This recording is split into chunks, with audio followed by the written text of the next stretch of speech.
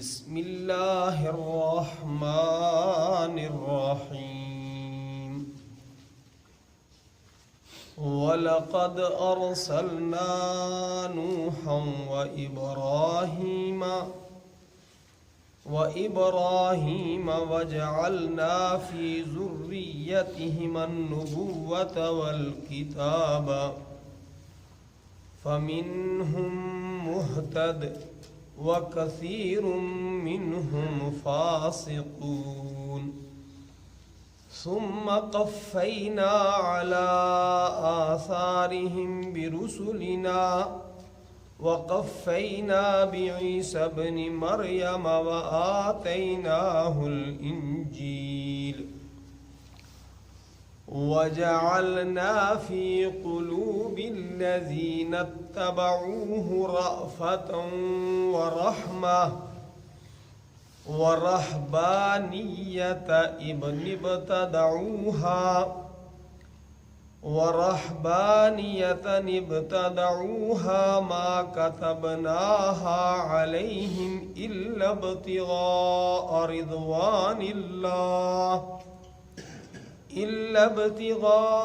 رِضْوَانِ اللَّهِ فَمَا رَعَوْهَا حَقَّ رِعَايَتِهَا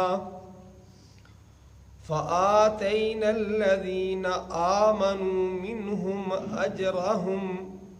وَكَثِيرٌ مِّنْهُمْ فَاسِقُونَ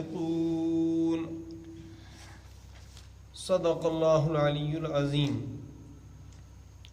وَلَقَدْ أَرْسَلْنَا واو کے معنی اور، لام تاکید کے لیے، اور قد کے معنی تحقیق کے ہیں، اور یقیناً ارسلنا ہم نے بھیجا نوح علیہ السلام کو، و ابراہیم اور ابراہیم علیہ السلام کو، وجعلنا فی ذریتہما اور رکھ دی ہم نے ان دونوں کی ذریت میں، اولاد میں،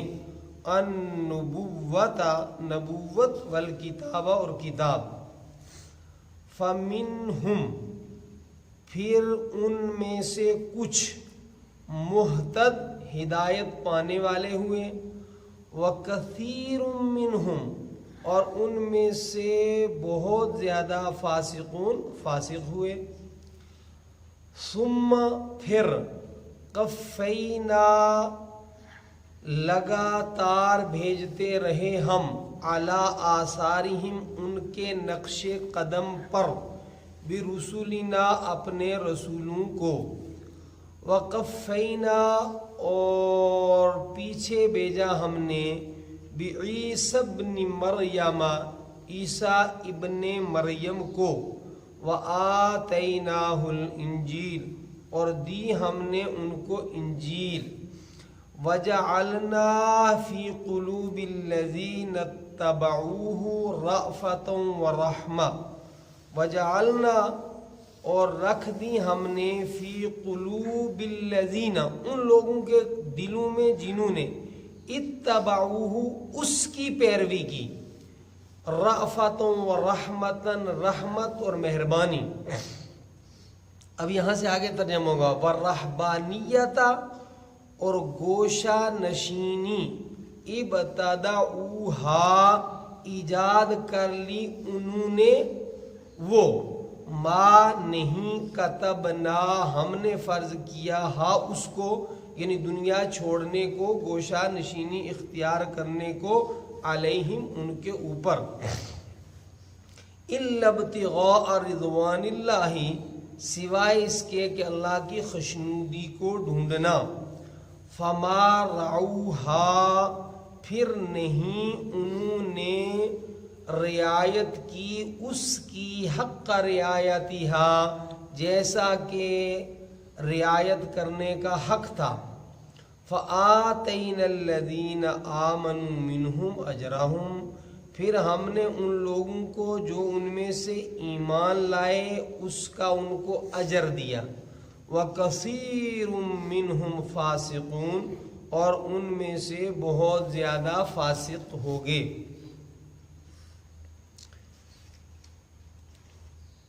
یہاں فرما رہے ہیں وَلَقَدْ أَرْسَلْنَا نُوحًا وَإِبْرَاهِيمَ کہ ہم نے نوح علیہ السلام اور ابراہیم علیہ السلام کو بھیجا۔ دنیا میں پہلے آنے والا انسان پہلا نبی تھا۔ نوح علیہ السلام کو آدم ثانی کہا جاتا ہے، اس لیے کہ طوفان نوح کے اندر سارے لوگ ختم ہو گئے تھے۔ چند لوگ جو حضرت نوح علیہ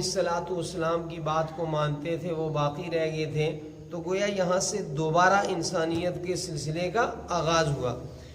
اور پھر اس کے بعد جو دنیا کے اندر سلسلہ انسانوں کا چلا، نبیوں کا چلا، رسولوں کا چلا،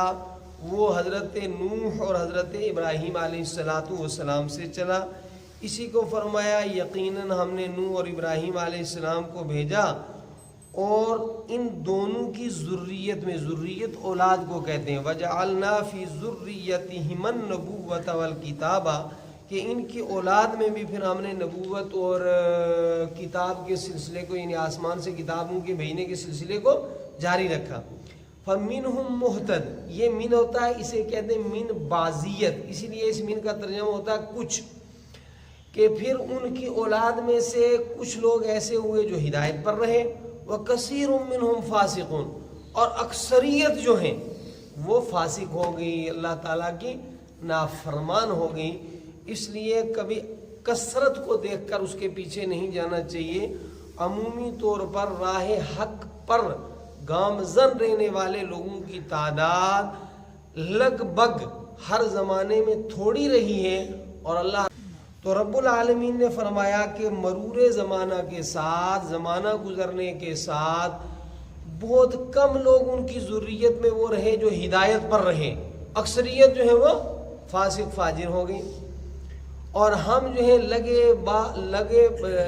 یکے بعد دیگرے، ہم یکے بعد دیگرے جو ہیں اسی طرح جیسے پہلے نبی بھیجے، ہم نے رسول بھیجے، ایسے انہی کے نقش قدم پر چلنے والے اور رسولوں کو بھی بھیجتے رہے۔ حضرت نوح علیہ السلام کے بعد حضرت ابراہیم ہے، پھر حضرت ابراہیم کے بڑے بیٹے حضرت اسماعیل نبی ہیں، ان کے چھوٹے بیٹے حضرت اسحاق نبی ہیں، پھر حضرت اسحاق کے بیٹے حضرت یعقوب نبی ہیں، اور یعقوب علیہ السلام سے جو سلسلہ چلا ہے جنہیں بنی اسرائیل کہتے ہیں، ان میں تو لاکھوں نبی اللہ رب العالمین نے بھیجے، لیکن زمانے کے گزرنے کے ساتھ ساتھ ایسے لوگ کہ جن میں اللہ تعالیٰ نے اس کثیر تعداد میں نبیوں کو بھیجا وہ بھی نافرمانیوں پر اتر آئے۔ فرمایا اس کے بعد پھر ہم نے عیسیٰ علیہ السلام کو بھیجا، حضرت یعقوب علیہ السلام سے، حضرت اسحاق علیہ السلام سے جو نسل چلی ہے، تو پھر اس میں مسلسل انبیاء کرام آتے رہے حضرت عیسیٰ علیہ السلام تک۔ تو فرمایا پھر ہم نے نبی اکرم صلی اللہ علیہ وسلم سے پہلے اور باقی سارے نبیوں کے بعد حضرت عیسیٰ علیہ السلام کو بھیجا، اور حضرت عیسیٰ علیہ السلام کو ہم نے کتاب عطا فرمائی، انجیل، جیسے قرآن حکیم ہے ایسے حضرت عیسیٰ علیہ السلام پر جو کتاب نازل ہوئی تھی اسے انجیل کہتے ہیں۔ تو فرمایا کہ پھر حضرت عیسیٰ علیہ السلام کے جو ماننے والے لوگ تھے، فرمایا ان کے دلوں کے اندر ہم نے رحم رکھا تھا، ان کے دل سخت نہیں تھے، نرم دل لوگ تھے،